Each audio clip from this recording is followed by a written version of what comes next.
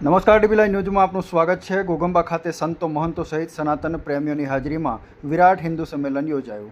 ઘોઘંબા ખાતે સ્વામિનારાયણ મંદિરના હોલમાં આજરોજ એક વિરાટ હિન્દુ સંમેલનનું આયોજન કરવામાં આવ્યું હતું। રાષ્ટ્રીય સ્વયંસેવક સંઘના 100 વર્ષ પૂર્ણ થતા હોય શતાબ્દી વર્ષની ઉજવણી નિમિત્તે સમગ્ર ભારત વર્ષમાં હિન્દુ સંમેલનોનું આયોજન કરવામાં આવી રહ્યું છે। તેના ભાગરૂપે ઘોઘંબા ખાતે પણ આજરોજ તારીખ 13 માર્ચ 2026ના રોજ ઘોઘંબા સ્વામિનારાયણ મંદિરના હોલ ખાતે એક વિરાટ હિન્દુ સંમેલન યોજવામાં આવ્યું હતું, જેમાં ઘોઘંબા તાલુકાના રણજીતનગર કબીર આશ્રમના મહંત પ્રીતમદાસજી મહારાજના અધ્યક્ષસ્થાને યોજાયેલ સંમેલનમાં મુખ્ય વક્તા તરીકે ધર્મેશભાઈ મહેતા ધર્મ પ્રચારક પ્રાંતશ્રીએ ઉપસ્થિત રહી હિન્દુ ધર્મના સિદ્ધાંતો અને હિન્દુ એકતાને મજબૂત બનાવવા વિષયક સુંદર માર્ગદર્શન આપ્યું હતું। સંત શ્રી પ્રીતમદાસ સાહેબે પણ પોતાના વક્તવ્ય દરમિયાન જણાવ્યું હતું કે હિન્દુ કોઈ સંપ્રદાય નહીં પરંતુ ધર્મ છે અને સમાજ સંપ્રદાય તથા નાત જાતના વાળાઓમાંથી બહાર આવી હિન્દુ સમાજે એક સંગઠિત સમાજનું નિર્માણ કરવાની શીખ આપી હતી। આજના આ વિરાટ હિન્દુ સંમેલનમાં આજુબાજુના મંદિરોના અને આશ્રમના મહંતો પણ ઉપસ્થિત રહ્યા હતા, જેમાં ઘોઘંબા વૈજનાથ મહાદેવ મંદિરના મહંત કંચનગીરી મહારાજ તેમજ અન્ય મહંતો પણ ઉપસ્થિત રહ્યા હતા। આજુબાજુના ગામડાઓમાંથી મોટી સંખ્યામાં હિન્દુ સનાતન ભાઈઓ, બહેનો, યુવાનો અને વડીલો પણ ઉપસ્થિત રહ્યા હતા। ઉપરાંત રાજકીય તેમજ સામાજિક આગેવાનો પણ આ કાર્યક્રમમાં ઉપસ્થિત રહ્યા હતા। આ સંમેલનને સફળ બનાવવા માટે બજરંગ દળના ઝોન સંયોજક ધવલભાઈ પંડિત, પ્રકાશભાઈ રાઠોડ, દેવરાજસિંહ પરમાર, દિવ્યજીતસિંહ ગોહિલ, અશ્વિનભાઈ મકવાણા, વિજયભાઈ પટેલ સહિત તમામ સંઘના તેમજ વિશ્વ હિન્દુ પરિષદના તથા બજરંગ દળના કાર્યકર્તાઓએ ખૂબ જ જહેમત ઉઠાવી અને વિરાટ આયોજનને સફળ બનાવ્યું હતું। કાર્યક્રમના અંતે ઘોઘંબાના સરપંચ નિલેશભાઈ વરિયાએ સૌનો આભાર વ્યક્ત કર્યો હતો। આ પ્રસંગે પધારેલ સૌ લોકો માટે ભોજન પ્રસાદની વ્યવસ્થા પણ રાખવામાં આવી હતી। એક ગાડી ટ્રક જતી હતી, ટ્રકની પાછળ લખેલું હતું કે હિન્દુ સોયા હૈ। આ મંચ છે એ ધર્મ જાગરણનો મંચ છે, હિન્દુ સંમેલનનો મંચ છે।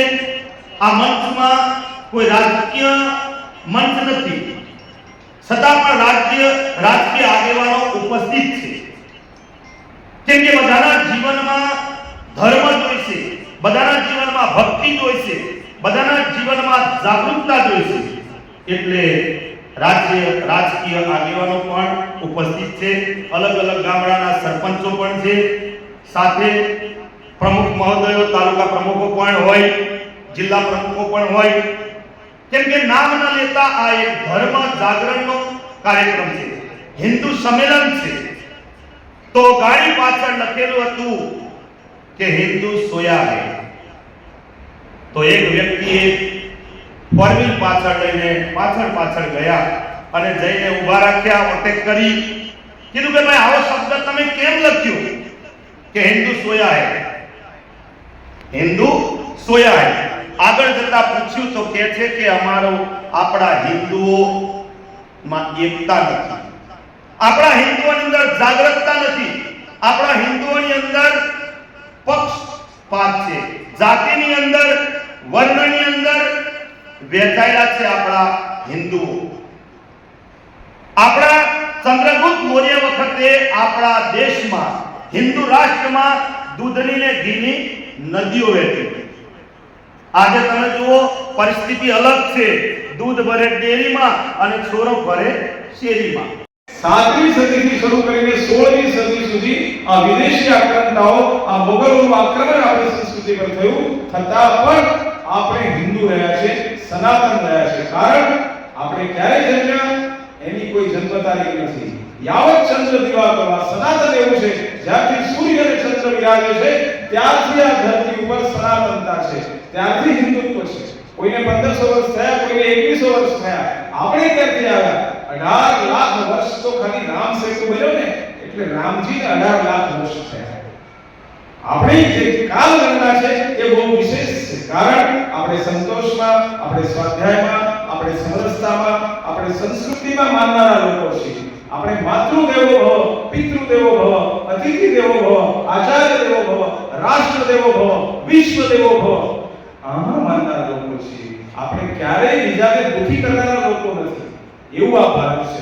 સ્વામી વિવેકાનંદે કહ્યું હતું કે આપણે આપણા ગામમાં રહેનારા બધી જ્ઞાતિના લોકો સાથે માણસ તરીકે વાતચીત કરીએ। આજે ઘણા લોકો પોતાને અહંકારી હોય છે, પૈસાને કારણે, શિક્ષણને કારણે, પોતાના હોદ્દા અથવા પદને કારણે માણસની સામું પણ ન જોઈએ, એવું કેવી રીતે ચાલે? એટલે દ્વેષ ઉભો થાય। આપણા ઋષિઓને કહ્યું માં વિદ્વિષાવહે, એકબીજા સાથે ઈર્ષ્યા ના રાખશો, દ્વેષ ના રાખશો, બધાને સાથે લઈને ચાલો. એટલા માટે રામે પોતાની ગાદી છોડી અને 14 વર્ષ વનવાસ કર્યો. આપણે રામના દર્શન કરતા હોઈએ, રામને પોતાના પૂર્વજ માનતા હોઈએ, ધર્મની સ્થાપના કરનારા રામ અને કૃષ્ણને માનતા હોઈએ, તો એમના લક્ષણો આપણામાં દેખાવા જોઈએ કે નહીં? સ્વામિનારાયણ સંસ્થા હોય કે કોઈ વૈદિક સંસ્થા હોય, કોઈ યોગ વેદાંત સેવા સમિતિ હોય, કોઈ ગાયત્રી પરિવાર હોય, કોઈ સજ્જનો એવા છે જે વૃક્ષો વધારે રોપવાનું કામ કરતા હોય, કોઈ બીજાને પાણી પીવડાવવાનું કામ કરતા હોય, કોઈ ભોજન શાળાઓ ચલાવતા હોય, કોઈ વૃદ્ધાશ્રમો ચલાવતા હોય, આ બધા બીજાને આનંદ આપનારા, સુખ આપનારા કામો એ હિન્દુત્વના કામો છે. એ જ સનાતન છે. આ માર્ગ ઉપર આપણે બધા આગળ વધીએ એવી માં ભારતી આપણને શક્તિ આપે.